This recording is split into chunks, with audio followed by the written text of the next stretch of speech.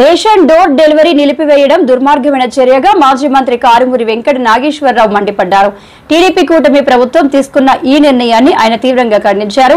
ఈ మేరకు ఆయన ఓ ప్రకటన విడుదల చేశారు. దాని మీద బతుకుతూ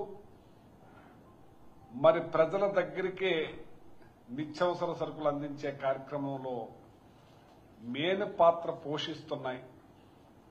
ఈ ఎండియు బళ్ళు దేశంలోనే ఆదర్శంగా తీసుకుని ఎన్నో రాష్ట్రాల నుంచి వచ్చి ఈ వ్యవస్థని చూసి వాళ్ళ కూడా పెట్టాలని నిర్ణయంతో చాలా మంది చేశారు. ఇదే నేను సివిల్ సప్లై మినిస్టర్ గా ఉన్నప్పుడు ఈ వ్యవస్థను చూస్తానికి చాలా మంది రావటం జరిగింది. ఆల్రెడీ పంజాబ్ వాళ్ళు వచ్చినప్పుడు వాళ్ళ కూడా చూసి ఆల్రెడీ పంజాబ్ లో ఈ వ్యవస్థను స్టార్ట్ చేశారని చెప్పి ఈ సందర్భంగా తెలియజేస్తున్నాను. ఒకసారి మీరు చూడండి. ఇది ఆ పంజాబ్ ముఖ్యమంత్రి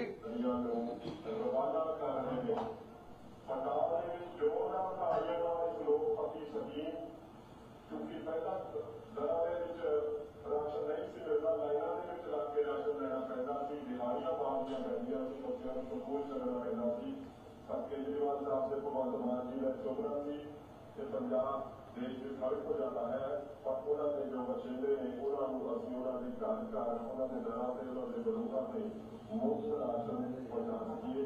आज सवारे पिंड तो फतेहगढ़ साहब की पवित्र काशी सवारे पिंड तो इस पवित्र स्कीम का आगाज करके आज पूरा मानव विशेष पालन कई कड़ी देश की जीवता भगवंत मान जी वालों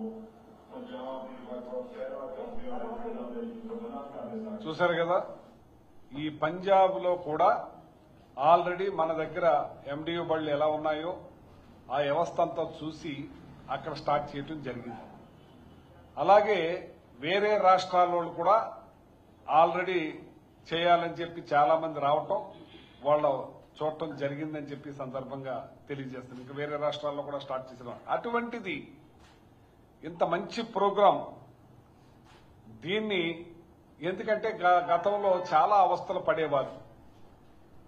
ఈ రేషన్ తెచ్చుకోవటానికి రేషన్ షాప్కి వెళ్లి లైన్లో నుంచోవటం, అది సర్వర్ పనిచేయట్లేదని తమ్మి పడటం లేదని చెప్పి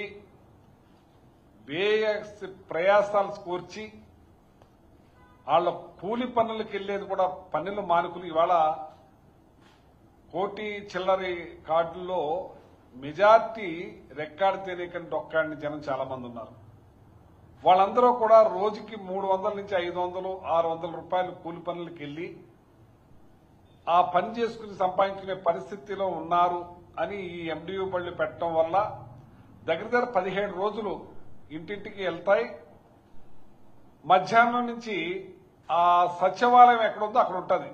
అంటే ఒక పద్ధతి, ఒక టైము ఉంది. ఇక్కడ ఒకవేళ ఇంటికి వచ్చినప్పుడు తీసుకోకపోతే ఆ సచివాలయంకి వెళ్ళి తెచ్చుకునే పరిస్థితి ఉంది. 17 రోజులు టైం ఉంది. ఏ రోజు కూడా పని మానే పరిస్థితి లేకుండా ఈ బళ్ళ ద్వారా ఇచ్చే కార్యక్రమం జరుగుతూ ఉంది. చాలా మంది ఆనందపడతా ఉన్నారు, తీసుకుంటున్నారు. దీని విషయంలో చాలా మంచి జరుగుతూ ఉంది.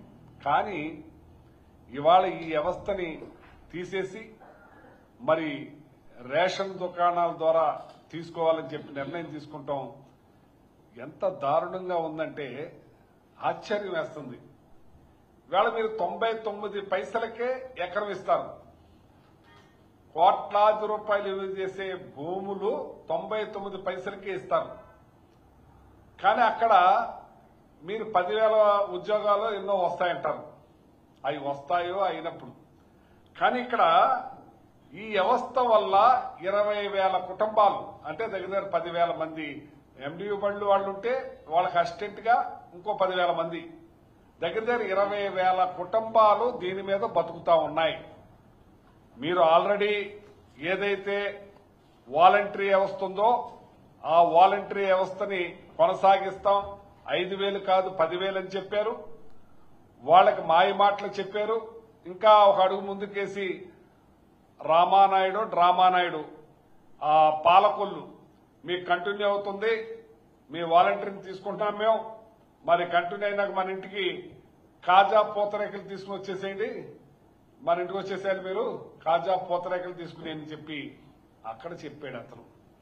ఇన్ని మాటలు చెప్పిన వాళ్ళు 2,60,000 మందిని నిష్కారణంగా తీసేసింది మీరు కాదా అని అడుగుతున్నాను.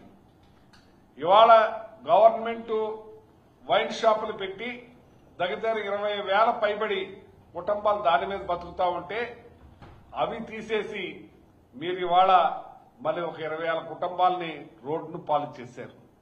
ఇవాళ నిన్న కేబినెట్ లో నిర్ణయం తీసుకుని ఏం చేశారయ్యా అంటే దగ్గర 10,000 కుటుంబాలు ప్లస్ 9,600 దగ్గర 20,000 కుటుంబాలని మీరు రోడ్డు పాలు చేయించున్నారని చెప్పి ఈ సందర్భంగా అడుగుతున్నాను. మరి నిన్న కేబినెట్ లో వాళ్ళ కార్యకర్త చనిపోయాడు. ఆ కార్యకర్త కొడుక్కి కేబినెట్ లో నిర్ణయం తీసుకుని ఉద్యోగం ఇచ్చే కార్యక్రమం తీసుకున్నారు. మంచిదే, కాదనలేదు. మీరు పుష్కరాల్లో దగ్గర 29 మంది చనిపోయారు.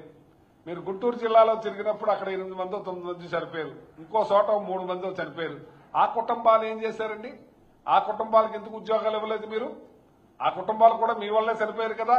ఇతను మామూలుగా మీ కార్యకర్త చనిపోయాడు, ఇక్కడేమో వీళ్ళు మీ వల్ల మీ నిష్కారణంగా మీ కారణం వల్ల చనిపోయిన వాళ్ళ కుటుంబాలు ఏమైనాయండి? అట్లకి లేదు. ఇవాళ ఈ రేషన్ దుకాణాల మీద మీరు ఇంత ఇబ్బంది పెట్టే కార్యక్రమం చేస్తున్నారంటే దారుణాతి దారుణం అని చెప్పి తెలియజేస్తున్నాం. ఒక పక్కనేమో వైన్ షాపులు, ఆ వైన్ షాప్ కి మళ్ళీ అటాచ్డ్ రూమ్, ఆ రూమ్ ఇంక తెల్లవారు నడుస్తూనే ఉంటది.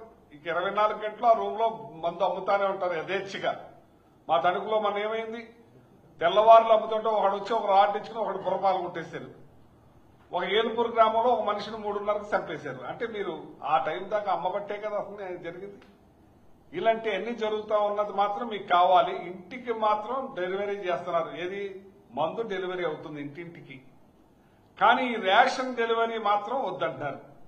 ఇందులో పెన్షన్దారులు ముసలి వాళ్ళు ఉన్నారు, మరి అంగవైకల్యం ఉన్న వాళ్ళు ఉన్నారు, చాలా మంది పనికెళ్లే వాళ్ళు ఉన్నారు.